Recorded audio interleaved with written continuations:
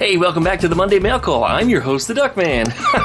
Behind me here, you can see my DoodleBastard and my Ninja 250. The DoodleBastard has been sitting for, over a year. I had the problem with the tires, as you might remember, and they were leaking a lot of air, so I went ahead and...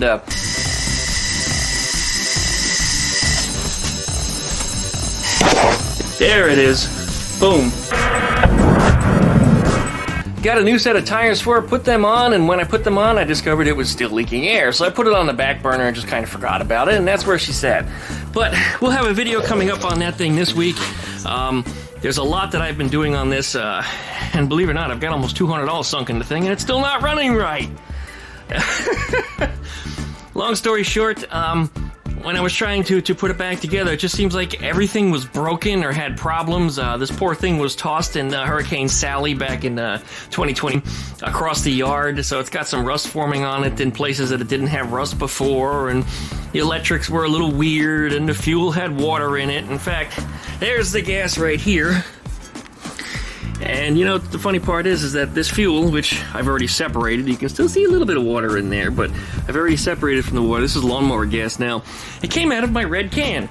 And my red can is one of those cans also that was tossed around the yard during Hurricane Sally. And I never thought that the cap would have leaked, but it did.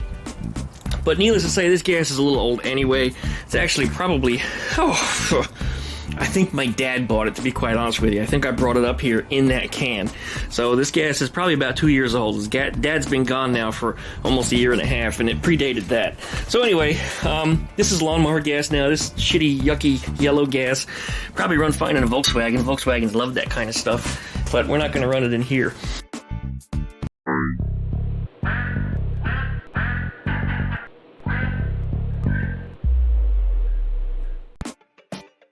But some of that ended up in the DoodleBastard, and it had problems. The gas tank leaked, just probably from the beatings, I'll bet you, because there's a little bolt that comes through in the front here. It looks like it needs a new rubber gogie. It does. Look at that. Yeah. There was a small leak that was coming from the front over here, and there it is. There's a bolt that I welded to the bottom of this tank. There it is. And I think the stress from the thing having been thrown around the yard, it flexed it enough that it broke one of the welds and put a crack in it.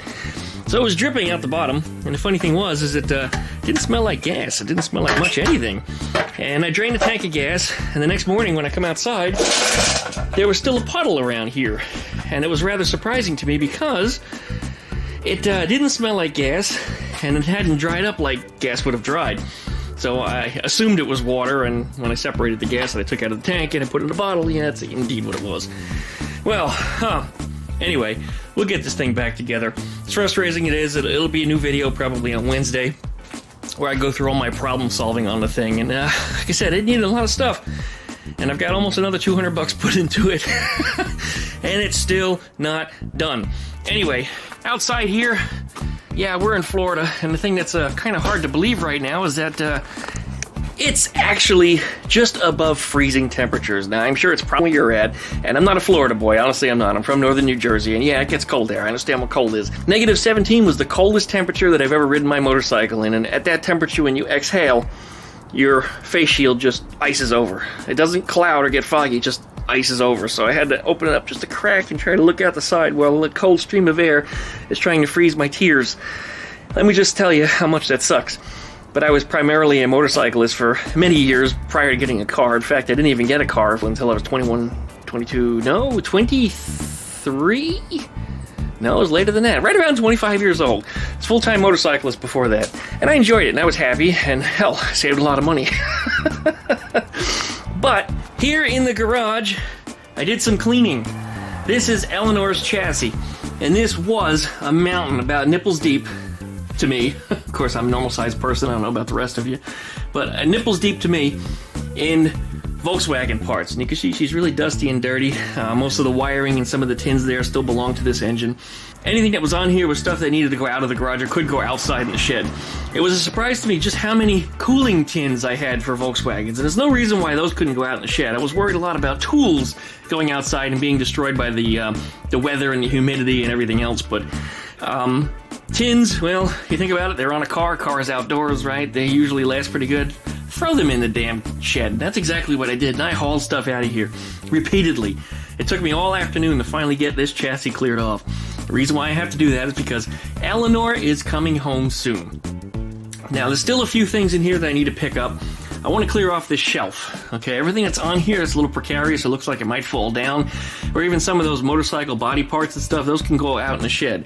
Anything that's on this shelf that's tools, I'm going to leave in here or pack this up so it's a little more organized. Anything that's old Volkswagen parts, I see some hubcaps in one of those boxes, that can go outside. All this shelf then is going to possibly be moved. I don't want my toolbox behind Eleanore anymore because sometimes I had to reach over the chassis, or even when the body was here, around the body to get in the toolbox. And I can't tell you how many times I opened a drawer, and the corner of the damn drawers, which are very sharp, would scratch the shit out of the body. So that toolbox isn't going to stay there. What I'll probably do is I'll move it down to the other end of the garage. Now, my lathe is there. That's a lathe. And there's an empty void behind that. I will probably drop that cabinet and put that toolbox in there and then move that cabinet somewhere else. All those motorcycle parts that are up there are very precarious. While they've never fallen down, it doesn't mean that they won't fall down. But there's a nice KZ440 seat, which was the same seat that came off of Dad's motorcycle before it turned into a chopper. Probably very useful to somebody. I mean, there's not a mark on it. Beautiful seat. I'll probably throw it up on eBay or something and try to get the thing moved. Dad's gift to me a long time ago was a log, like the Ren and Stimpy log. Boy! Yes, log. All kids love log. He made that custom and he was proud of that, and because that was his, I want to keep that, but I can't have it there, so it's not going to be sitting there because if it falls down and puts a huge dent on Eleanore, Earl and I are going to have some words, and Earl, despite being half my size, he's going to kick the living horse shit out of me. So I'm not going to put anything up high where it's at there. Well, yesterday it was 80 degrees here in Florida. I couldn't believe it. The humidity was about 100%, and my nuts were stuck to my leg from the sweat. It was just awful. You had to run the air conditioner. And today, as I said, it's 32 degrees out. Absolutely unbelievable that the temperature could swing so much. I have not seen any ice, so I think we're just at the threshold right above 32, but I did record 32 on my thermometer. But it's cold out here. It actually is really cold from such a swing. I mean, yesterday I could have been in the pool, but anyway, my sweaty nuts are now frozen to my leg, and hopefully I can find a spatula or something to separate them. This weather change is just... it's for the birds. It's absolutely for the birds. I wouldn't mind cold. I wouldn't mind warm. I'd rather prefer somewhere in between. But if you can't have it, then I'd rather not have the swing. And the swing is sometimes the hardest thing for me to adapt to. But anyway, we're going to get on DoodleBastard this week, see if we can get that thing together. I want to play with this thing. And all the neighborhood kids and all stuff got go-karts and things. And I want to go out there and blast past them on this. Because, you know, that's 200cc dirt bike engine that's on there. It's actually one of the engines that came off the mini choppers that I used to have, about 10, 11, 12 years ago. They were a novelty bike. I thought they'd be a little better than they were. It turned out they were junk. Everything kept breaking on them. One of the things that were reasonably solid, though, was the engines. Long story short, I sold the two choppers, mine and a friend's chopper, to a local guy here in town, and he just broke the Kickstarter shaft off of this thing. And the shaft is still there, but it does all kinds of weird spinning around, and it just sounds like just mashing of gears. So anyway, I opened up that side of the engine case, I dumped out whatever was loose inside of there, cleaned it up, and put the engine all back together. He was just abusing that Kickstarter. For some reason, he couldn't start it. I don't know what his big deal was, but I'd give it one kick and it would fire right up on the first try, almost every time.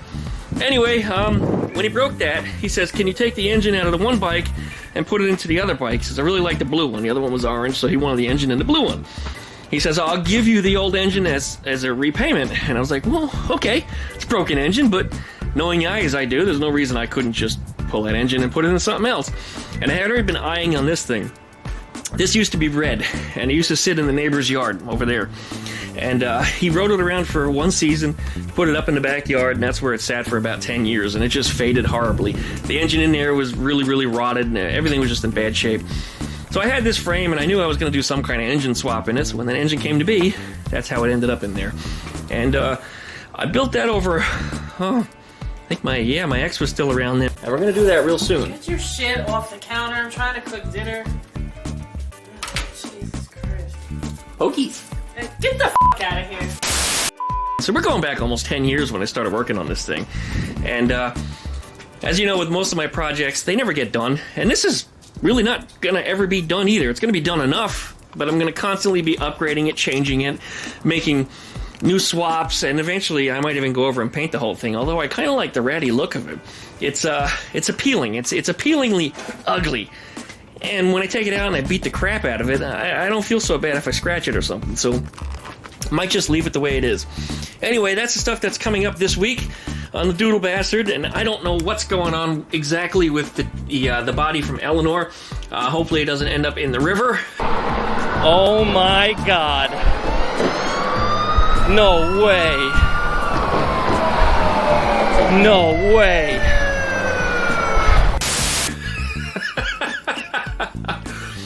But going forward, I'll give you guys updates when the time comes, and we'll go from there. Otherwise, in the meanwhile, I'm going to continue cleaning up the garage, and I'm going to get this chassis out of the garage and give it a bath, because boy is it dirty from sitting underneath all that debris for the last several years. I kid you not, it was buried about this deep in all kinds of stuff, and I don't know how I managed to assimilate all of that junk in between the garage, the house, and my shed outside. Because, you know, I lost one of the sheds. Well, I lost both the sheds in the hurricane. I had to put up one of the new sheds, which was given to me by Wild Bill. I put that out there. So I had to consolidate 2 sheds worth of stuff into 1 shed.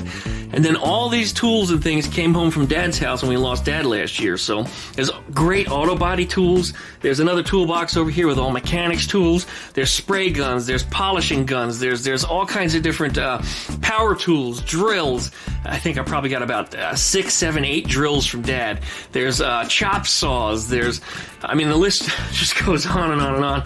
And it took me about a dozen different trips with my trailer to bring just the tools back alone.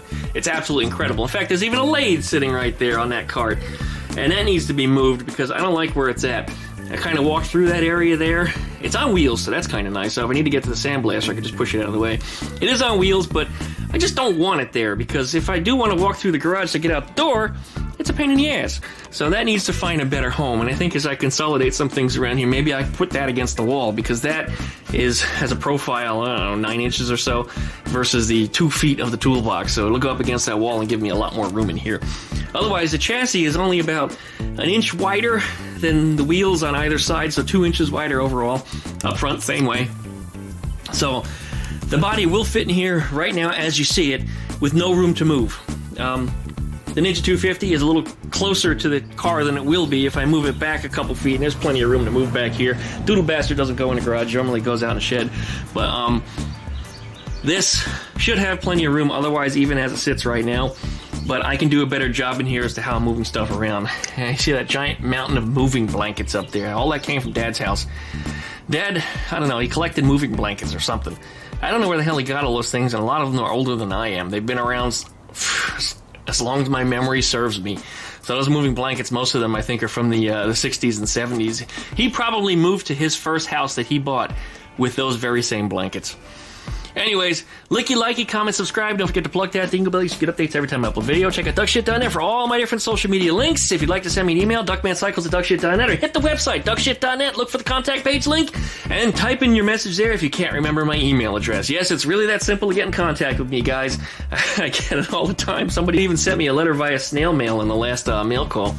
Said he couldn't get in touch with me. Didn't know any other way, but a lot of different ways I spell it out. So if you guys want to talk to me, I'm very sociable. I help people. I answer questions. I try to take care of everybody that I can because that's who I am. So hit me up there, and maybe in the future we'll talk about doing a live video. I'm interested in that, and this actually almost became one of those, but I haven't messed with the interface yet, so I don't know how it works. So we'll see. I gotta play with it. Thanks for watching, guys. We'll see you next time.